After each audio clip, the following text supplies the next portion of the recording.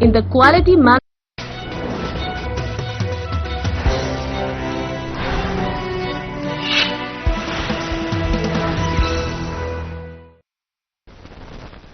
नमस्कार, मैं हूं आपके साथ अंकिता पाल। बुलेटिन की शुरुआत करते हैं हेडलाइंस के साथ। विशेषज्ञ चिकित्सकों की संख्या बढ़ाने की तैयारी तेज, सरकार के पास एमबीबीएस चिकित्सक उपलब्ध, विशेषज्ञ चिकित्सकों की तैनाती से मिलेगी राहत। श्री गुरु राम राय विश्वविद्यालय की पहल, केमिकल मुक्त रंगों के प्रति जन जागरूकता, छात्रों के प्राकृतिक रंगों का किया निर्माण।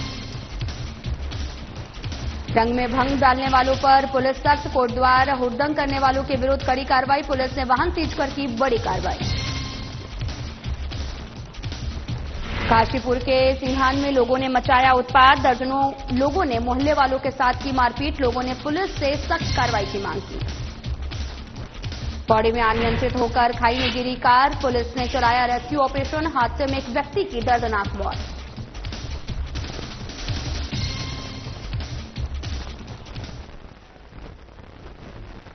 रुक करते हैं खबरों की तरफ। स्वास्थ्य विभाग प्रदेश में विशेषज्ञ चिकित्सकों की संख्या बढ़ाने की तैयारी कर रहा है और वहीं चिकित्सक समीक्षा के आपको बताते चलें कि चिकित्सक शिक्षा के निदेशक डॉक्टर आशुतोष सायाना ने कहा कि उत्तराखंड सरकार के पास पर्याप्त संख्या में एमबीबीएस चिकित्सक उपलब्ध हैं और ऐसे में अब सरकार विशेषज्ञ चिकित्सकों की संख्या बढ़ाने की तैयारी भी कर रही है। इसके लिए राज्य सरकार राजकीय मेडिकल कॉलेज में विशेषज्ञ चिकित्सकों को तैयार करने के लिए पाठ्यक्रम की संख्या बढ़ा रही है। उन्होंने ये भी कहा कि जब राजकीय कॉलेज से भी विशेषज्ञ चिकित्सक राज्य को मिलेंगे तो हमारे दूर दराज के ऐसे क्षेत्रों में जहां इनकी जरूरत है वहां आसानी से उपलब्धता हो सकेगी। देखिए, जो है रुद्रपुर मेडिकल कॉलेज में जहां तक चिकित्सालय की बात है वहां पे 500 बेड हमारे तैयार हो चुके हैं और मेडिकल कॉलेज जहां पर जो है पढ़ाई होती है, हमारे लैब होते हैं, जहां पे छात्रावास है, जहां पे जो है लाइब्रेरी होती है, वो वाला परिसर जो है हमारा थोड़ा सा पीछे चल रहा था। लगभग 40% जो है करीब करीब जो है निर्माण कार्य पूरा हो चुका है।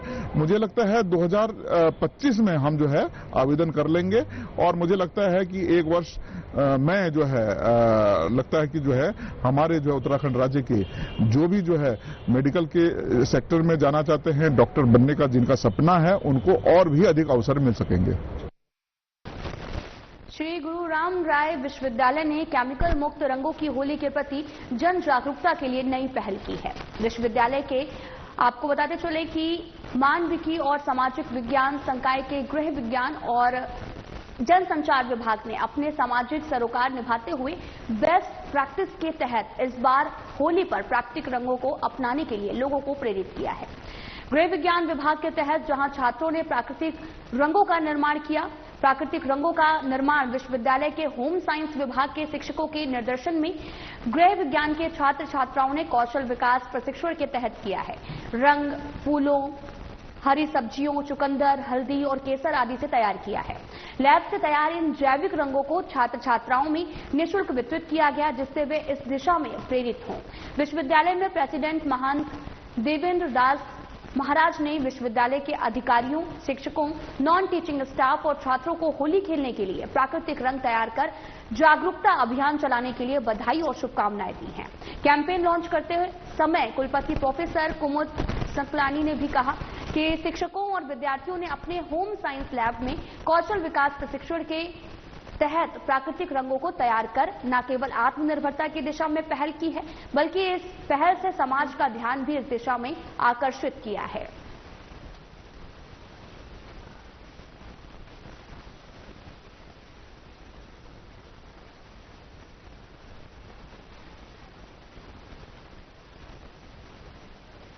हुलासटक समाप्त हो गया है और आपको बताते चलें कि यहां पर हुलासटक हुआ खत्म। हुलासटक के समय नहीं होते हैं शुभ कार्य। मंत्रिमंडल विस्तार को लेकर अटकलों का बाजार गर्म, चर्चाओं का दौर अभी नहीं थमा। मंत्रिमंडल फेरबदल को लेकर अभी भी अस्थिरता। अब क्या उत्तराखंड में मंत्रिमंडल का होगा विस्तार? मंत्रिमंडल विस्तार हुआ तो कुछ नए कर शीर्ष नेतृत्व को मिल चुकी है मंजूरी। कैबिनेट विस्तार की अस्थिरता का माहौल जल्द होगा खत्म। उत्तराखंड में अगला विधानसभा चुनाव 2027 में, बीजेपी को 2027 में हैट्रिक करने के लिए जल्द खत्म करना होगा कैबिनेट विस्तार को लेकर अस्थिरता का माहौल। तो हुलासटक हो गया है खत्म और इसको लेकर अब कोई भी हुलासे के समय शुभ कार्य नहीं होते हैं। मंत्रिमंडल विस्तार को लेकर अटकलों का बाजार भी गर्म है। चर्चाओं का दौर अभी नहीं थमा है। मंत्रिमंडल फेरबदल को लेकर भी अभी अस्थिरता है।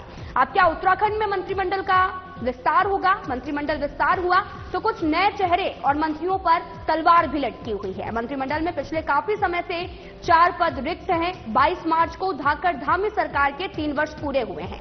कैबिनेट विस्तार को लेकर क्या शीर्ष नेतृत्व की मिल चुकी है मंजूरी?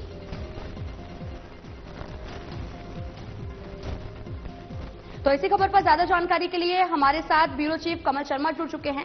कमल शर्मा जी, आपसे जानना चाहेंगे कि उत्तराखंड में मंत्रिमंडल का विस्तार होना है और मंत्रिमंडल विस्तार को कुछ नए चेहरे और मंत्रियों पर तलवारें भी लटकी हुई हैं। हाँ, बिल्कुल कहें मंत्रिमंडल विस्तार होना या नहीं होना, हम इस पे प्रश्न चिन्ह लगा रहे हैं और आप देख भी रहे होंगे हम उसमें प्रश्न चिन्ह हमारा लगा हुआ है जो हम देख रहे हैं। हम ये कह रहे हैं कि चर्चाएं जोरों पर हैं। लगातार पहले चर्चाएं चल रही थी लगातार कि मंत्रिमंडल का विस्तार होना है, कुछ नए चेहरे आने हैं, कुछ लोगों की कुर्सियां जानी है। होली से पहले लगातार इन चर्चाओं का पूरा बाजार गर्म था। पूरी तरह से कहें, आप कहीं जगह जाएं एक ही चर्चा थी, कब मंत्रिमंडल में फेरबदल हो रहा है इस चीज को लेकर लगातार यहाँ पर चर्चाएं जा रही थी और कहीं ना कहीं इस पे बयानबाजी भी लगातार चल रही थी। और फिर होली का त्योहार आ गया, होलस्टक लग गया। होलस्टक में कहा जाता है कि कोई शुभ कार्य नहीं होते, सभी शुभ कार्य बंद हो जाते हैं और होलस्टक के बाद कहीं ना कहीं इस पे निर्णय लिया जा सकता है। वही अब हम कह रहे हैं कि अब होलस्टक खत्म हो गया है, लेकिन वो चर्चाओं का दौर जो है, मंत्रिमंडल विस्तार का जो चर्चाओं का दौर है, वो अभी तक खत्म नहीं हुआ है और वो लगातार जारी है। और हम देखते रहते हैं इससे कहीं ना कहीं अस्थिरता बनी हुई है, क्योंकि चर्चाएं इस लेकर के भी है कि कहीं कुछ मंत्रियों को बदला भी जा सकता है, कुछ मंत्रियों को बदला से फेर बदल सकता है और जो पिछले काफी समय से 4 मंत्रियों के रिक्त पद पड़े हैं उनको भरा जाएगा। तो कुल मिला के कहें चर्चाएं लगातार जारी हैं, लगातार हो रही हैं और बताया जा रहा है कि कहीं ना कहीं शीर्ष नेतृत्व से भी मंजूरी मिल चुकी है और बहुत जल्दी मार्च के महीने में ये होना है। पर मैंने कहा ना, ये कब चर्चाओं पे विराम लगेगा, क्योंकि लगातार चर्चाएं बनी रहती हैं जिससे कहीं ना कहीं हम देख रहे हैं राज्य में इस तरह का माहौल भी बना हुआ है। तो वही अब हमारा कहना है, होलस्टक भी खत्म हो गया। क्या अब मंत्रिमंडल में फेरबदल होगा? जो चर्चाएं लगातार जारी हैं, अस्थिरता का माहौल बना हुआ है और कहीं ना कहीं इस चीजों पे विराम लगेगा या ये चर्चाएं लगातार जारी रहेंगी, ये अभी देखना होगा। तो हम इसी चीज को प्रश्न चिन्ह लगा रहे हैं कि अब होलस्टक भी खत्म हो गया। जब पिछले काफी समय से लगातार मंत्रिमंडल को चर्चाएं लेकर जो रहे हैं, अब क्या वो खत्म होगी? क्योंकि होलस्टक खत्म हो गया है और अब सोमवार से कहें तो होली की छुट्टियां भी खत्म हो जाएंगी और लगातार इन चर्चाओं में बाजार गर्म था और जहां हम जाएं लगातार ये चर्चा रहती है कि होली के बाद अब कुछ ना कुछ होना है। वो क्या होना है, इसी चीज का इंतजार है। और कहें तो 22 मार्च को हम कहें तो धामी सरकार के 3 वर्ष भी पूरे हो रहे हैं और यहाँ 27 में चुनाव होने हैं। कुछ ही समय बाद है, अगर हैट्रिक भारतीय जनता पार्टी को लगानी है, धामी को लगानी है, धाकड़ धामी को तीसरी बार फिर यहाँ पर भाजपा की सरकार बनानी है, तो जो अस्थिरता का माहौल बनाइए, चर्चाओं का दौर जो चल रहा है, इसे कहीं ना कहीं जल्द खत्म करना होगा। क्योंकि जहां चर्चाएं और अस्थिरता बनी रहती है वहां कहीं ना कहीं नुकसान भी उठाना पड़ता है। कई चीजों को, मुद्दों को यहाँ पर लेके कहीं ना कहीं चीजें लगातार बनी हुई है।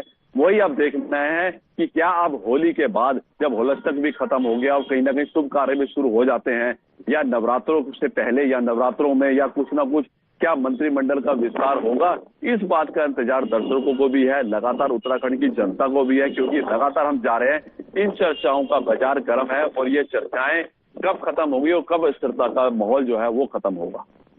कमल शर्मा जी ने आपने जैसा कि कहा कि 2027 में भी विधानसभा चुनाव होने हैं और अब उत्तराखंड में मंत्रिमंडल का विस्तार भी होने के कयास लगाए जा रहे हैं, तो आपसे ये जानना चाहेंगे कि अगर कुछ नए चेहरे चुनती है सरकार तो किनका नाम सामने आ सकता है? मैंने कहा ना कि यहाँ पर भाजपा के 47 विधायक हैं। ये कहना बड़ा उचित नहीं होता कि कौन बनेगा कौन नहीं बनेगा, बड़ा कठिन सवाल होता है। क्योंकि जिसका ज्यादा हल्ला होता है वहां कहीं ना कहीं बीजेपी में वो चीजें साइड में चली जाती हैं। हम कहीं ऐसे हमने देखे, दिल्ली की बात करें, चाहे हम राजस्थान की बात करें, चाहे मध्य प्रदेश की बात करें, कई ऐसे चेहरे थे जिनमें भी कहीं ना कहीं जितने भी लोग हैं लगातार कहीं ना कहीं दौड़ में लगे रहते हैं और किसकी लॉटरी खुल जाए ये कहना बड़ा मुश्किल होता है। पर अगर मंत्रिमंडल विस्तार होता है तो कहीं ना कहीं सामंजस्य बनाने का जरूर विचार करेगी भारतीय जनता पार्टी कि जिन जिलों में नहीं है और कौन से ऐसे जिले हैं जहां से अभी तक एक भी विधायक अभी तक मंत्री ने बनाया, वहां उस पर एडजस्ट किया जाए। क्योंकि 27 में यहाँ पर चुनाव है, कहें तो भारतीय जनता पार्टी बहुत शुरू से ही चुनाव की तैयारियां शुरू कर देती है। अगर 27 में उसको हैट्रिक लगना है, एक सामंजस्य मंत्रिमंडल बनाना पड़ेगा जिससे कि कहीं ना कहीं लोगों की नाराजगी भी ना रहे और ऐसे लोगों को मिले जो यहाँ एक अपने क्षेत्र में काम भी करें जिससे जनता भी प्रभावित है। तो कुल मिला के कहें अब इसी बात का इंतजार है या जो चर्चाएं हैं लगातार गर्म है कि अगर मंत्रिमंडल विस्तार होता है कुछ ही कुर्सियां जा भी सकती हैं, कुछ नए चेहरे भी आ सकते हैं। 4 रक्त पड़े ही हैं कि कुछ जो वर्तमान में मंत्री हैं उनको भी कहीं ना कहीं बदला जा सकता है। इस प्रकार की चर्चाएं हैं। अब वही देखना है कि अगर ये मंत्रिमंडल का विस्तार होता है तो इसमें कौन कौन से चेहरे नए आते हैं और क्या होता है। पर मंत्रिमंडल का विस्तार होता है या नहीं, ये चर्चाओं का बाजार इसी तरह गर्म रहेगा और अस्थिरता लगातार बनी रहेगी। तो ये जरूर अब भारतीय जनता पार्टी को इसको खत्म करना होगा ताकि चर्चाएं खत्म हो और ये अस्थिरता का माहौल भी खत्म हो। जी कमल शर्मा जी, आपसे ये भी जानना चाहेंगे कि कैबिनेट विस्तार को लेकर अस्थिरता का तो माहौल देखने को मिल रहा है, लेकिन धामी सरकार के 3 साल भी पूरे होने वाले हैं, तो क्या कुछ वहां की तैयारियां हैं? हाँ, तैयारियां तो सरकार की, मैंने कहा ना भारतीय जनता पार्टी एक ऐसी पार्टी है जिसकी हर समय हर चीज को लेकर लगातार तैयारियां रहती हैं। और यहाँ मैंने कहा ना, यहाँ के कार्यकर्ता हो, यहाँ के संगठन हो, यहाँ की भारतीय जनता पार्टी की सरकार हो, लगातार इनकी तैयारियां लगातार चल रहती है और संगठन इतना इनका मजबूत होता है, सरकार इनकी इतनी मजबूत होती है कि तैयारियों में कोई समय नहीं लगता और तैयारियां शुरू से ही लगी रहती है। हम ये देखते रहते हैं कि अपने कार्यकर्ता को कभी भी खाली नहीं छोड़ते, कभी बड़े लगातार कोई ना कोई काम देख के रखते हैं जिससे बिजी रहे। तो सरकार की लगातार तैयार रहती है और पूरी बहुमत की सरकार है।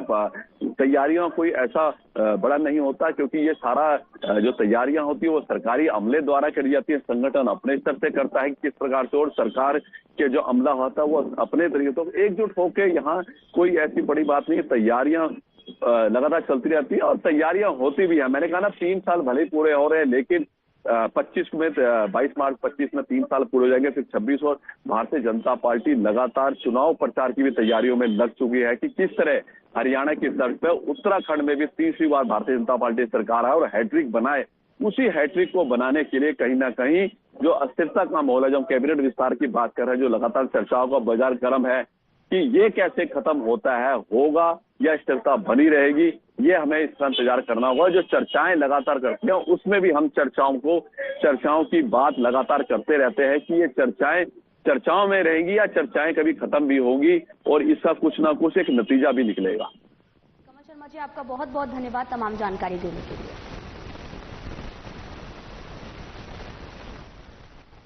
तो वहीं होली के त्योहार में खुशियों के रंग में भंग डालने वालों को पौड़ी पुलिस ने सबक सिखाया है। एसएसपी लोकेश्वर सिंह ने होली पर्व को सकुशल संपन्न कराने को लेकर जनपद के समस्त थाना प्रभारियों को होली के दौरान हुड़दंग करने वाले अराजक तत्वों के विरुद्ध कड़ी कार्रवाई करने के निर्देश दिए थे। प्रभारी निरीक्षक कोटद्वार रमेश तनवार के नेतृत्व में पुलिस ने शांति व्यवस्था भंग करते हुए हुड़दंग करने वाले 2 व्यक्तियों को सबक सिखाया है। पुलिस ने लालबत्ती चौक पर अपनी बुलेट से तेज पटाखे फोड़ते हुए सरेआम आमजन को परेशान करने वाले दोनों चालकों की बुलेट को सीज कर कोतवाली कोटद्वार लाकर दोनों के विरुद्ध कड़ी चालानी कार्रवाई की है। एसएसपी लोकेश्वर सिंह ने भी बताया कि जनपद का माहौल खराब करने वालों के विरुद्ध लगातार कड़ी कार्रवाई की जाएगी। साथ ही यातायात नियमों का पालन न करने वालों के वाहन सीज करके उनके खिलाफ कड़ी कार्रवाई की जाएगी।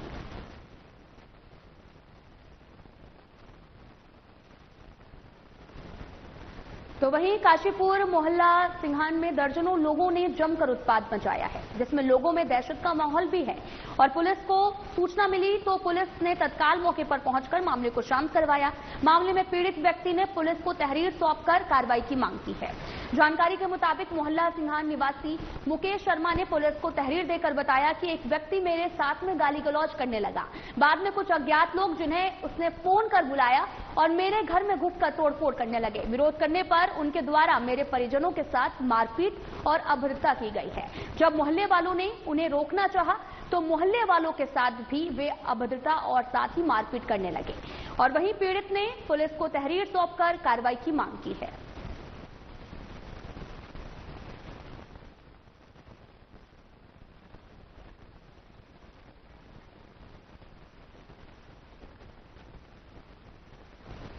खबर पौड़ी से है, जहां पर स्विफ्ट कार अनियंत्रित होकर खाई में गिर गई है। हादसे में एक व्यक्ति की मौके पर मौत हो गई है, जबकि दूसरा व्यक्ति घायल हो गया है। सूचना मिलने पर पुलिस टीम घटनास्थल पर पहुंची और रेस्क्यू ऑपरेशन चलाया है। साथ ही रिखड़ी खाल प्रभारी निरीक्षक अकरम ने बताया कि गुनेडी के पास स्विफ्ट कार के अनियंत्रित होकर 200 मीटर नीचे गहरी खाई में गिरने की सूचना मिली। पुलिस टीम ने घटनास्थल पर रेस्क्यू ऑपरेशन चलाया। बड़ी मशक्कत और स्ट्रेचर के सहारे से घायल व्यक्ति को पुलिस टीम ने स्थानीय लोगों की मदद से खाई से निकाला है और निजी वाहन के माध्यम से राजकीय चिकित्सालय रिखड़ी खाल पहुंचाया है और वहीं दूसरे व्यक्ति की मौके पर मौत हो गई है और साथ ही घायल को प्राथमिक उपचार के बाद बेस अस्पताल कोटद्वार रेफर किया गया। वहीं मृत व्यक्ति के पंचायतनामा की कार्रवाई की गई है और घायल व्यक्ति की पहचान अमित रावत, मृतक की पहचान मनवर सिंह के रूप में हुई है। आपको बताते चलें कि पूरा मामला पौड़ी से सामने आया है, जहां पर पुलिस ने रेस्क्यू ऑपरेशन चलाया। हादसे में एक व्यक्ति की दर्दनाक मौत भी हुई है। दरअसल पूरा मामला पौड़ी से है। स्विफ्ट कार अनियंत्रित होकर खाई में गिर गई और हादसे में एक व्यक्ति की मौके पर मौत हो जाती है, जबकि दूसरा व्यक्ति घायल है। सूचना मिलने पर पुलिस घटनास्थल पर पहुंची, रेस्क्यू ऑपरेशन चलाया गया और साथ ही प्रभारी निरीक्षक अकरम ने बताया कि गुनेडी के पास स्विफ्ट कार के अनियंत्रित होकर 200 मीटर नीचे गहरी खाई में गिरने की सूचना मिली थी। पुलिस टीम ने घटनास्थल पर रेस्क्यू ऑपरेशन भी चलाया है और कड़ी मशक्कत के बाद में घायल व्यक्ति को पुलिस टीम ने स्थानीय लोगों की मदद से खाई से निकाला। निजी वाहन के माध्यम से राजकीय चिकित्सालय पहुंचाया गया है और वहीं दूसरे व्यक्ति की मौके पर ही मौत हो गई। घायल को प्राथमिक उपचार के बाद बेस अस्पताल कोटद्वार रेफर किया गया। आपको तस्वीरें भी दिखा रहे हैं, तस्वीरें पौड़ी से हैं। हादसे में एक व्यक्ति की दर्दनाक मौत का मामला सामने आया है।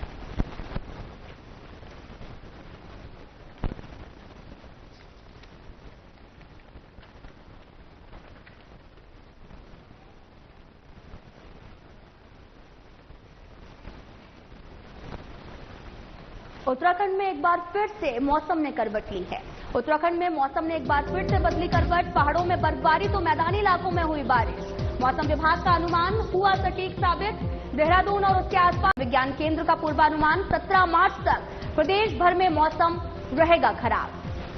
तो बड़ी खबर इस वक्त की उत्तराखंड से, जहां पर मौसम ने एक बार फिर से करवट बदली है। पहाड़ों में बर्फबारी तो मैदानी इलाकों में बारिश शुरू हो गई है। मौसम विभाग का अनुमान सटीक साबित हुआ है। दरअसल मौसम विभाग ने पहले अनुमान लगाया था कि पहाड़ों में बर्फबारी होगी, मैदानी इलाकों में बारिश होगी, जो कि अब सही साबित हुई है। देहरादून और उसके आसपास के क्षेत्रों में देर रात से हल्की बारिश शुरू हुई। औली, बद्रीनाथ, यमुनोत्री सहित ऊंचाई वाले इलाकों में बर्फबारी हुई। भारी बर्फबारी के चलते तापमान में भी गिरावट आई है। मौसम विज्ञान केंद्र का पूर्वानुमान है 17 मार्च तक प्रदेश भर में मौसम रहेगा खराब। तो बड़ी खबर इस वक्त की, 17 मार्च तक ऐसा ही मौसम बना रहेगा और साथ ही पहाड़ों में बर्फबारी तो मैदानी इलाकों में बारिश शुरू हो गई है। मौसम विभाग का अनुमान भी अब सटीक साबित हुआ है।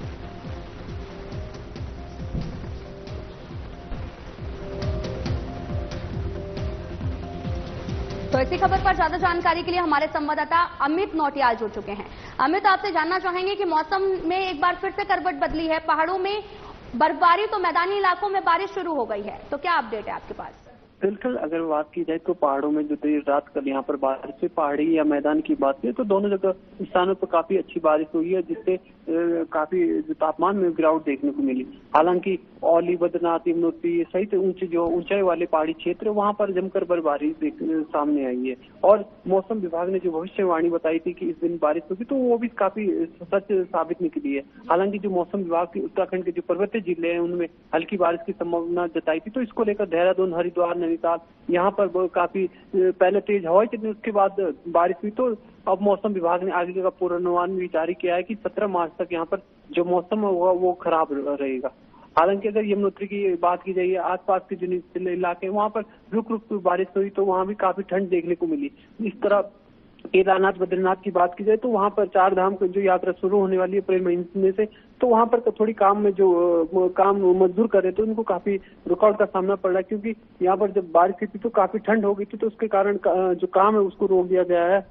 और इसके बाद जो अन्य क्षेत्र की औली की वजह विश्व प्रसिद्ध पर्यटन स्थल है औली, वहाँ भी काफी अच्छी बर्फबारी देखने को मिली है। हालांकि इस दौरान जो मौसम विभाग है उन्होंने भी जो मौसम को देखकर ही लोगों को यात्रा अपील की गई, क्योंकि देखने को ये आया कि जैसे औली पर्यटक क्षेत्र है तो वहाँ पर पर्यटक आवागमन करते रहते, तो इसको लेकर वहाँ पर जो हिमस्खलन की घटनाएं देखने को मिलती है तो उसको लेकर भी उन्होंने चेतावनी जारी की है। हालांकि अभी कुछ जो मैदानी इलाकों में यहाँ पर अधिकतम तापमान से सामान्य 3 से 4 डिग्री की गिरावट बढ़ोतरी देखने को मिल रही थी, तो लेकिन जब कल देर रात बारिश हुई तो यहाँ पर तापमान में 3 से 4 डिग्री की यहाँ पर कमी देखी गई है। जी अमित जी, आपसे ये भी जानना चाहेंगे कि जैसा कि आपने बताया कि चारधाम यात्रा शुरू होने वाली है तो वहाँ पर जो काम है वो रोक दिया गया है, तो आपसे ये भी जानना चाहेंगे कि उसके आसपास के क्षेत्रों में जो बारिश है वो लगातार जारी है, बर्फबारी का दौर जारी है।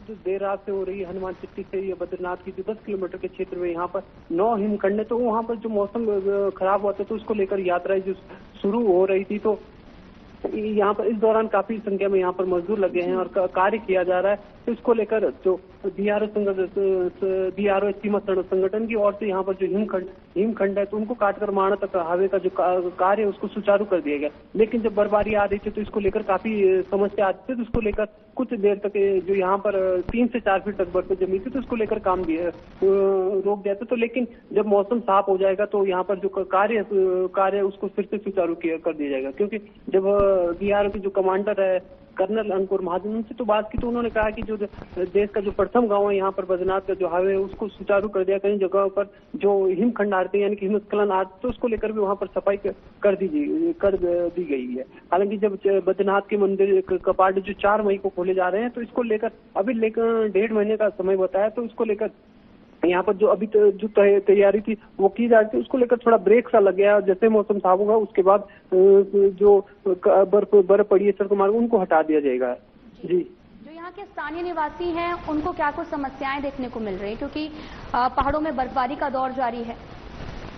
बिल्कुल, अभी ऐसी कोई मतलब इतनी बड़ी बर्फबारी ज्यादा नहीं है कि जिससे लोगों को समस्याओं का सामना करना पड़ा। कुछ देर के लिए काम रुका गया था तो उसको भी फिर से सुचारू कर दिया। जैसे मौसम साफ यहाँ पर सामान्य होगा तो उसके बाद जो चारधाम की शुरू उसको लेकर सरकार की ओर से पूरी तैयारी कर दी गई है।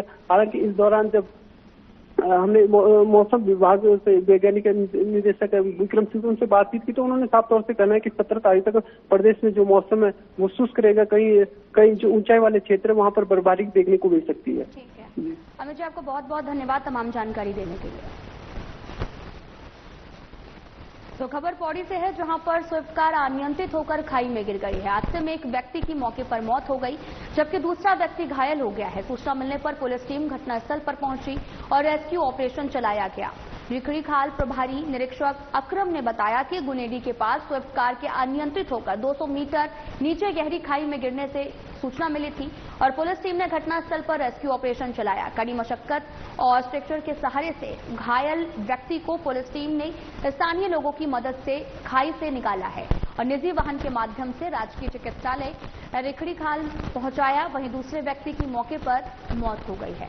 साथ ही घायल को प्राथमिक उपचार के बाद बेस अस्पताल कोटद्वार रेफर किया गया है।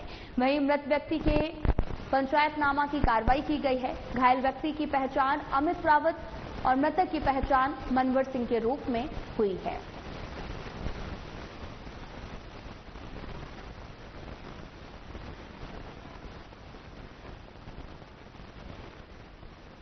रावुडे में इतना ही। नमस्कार।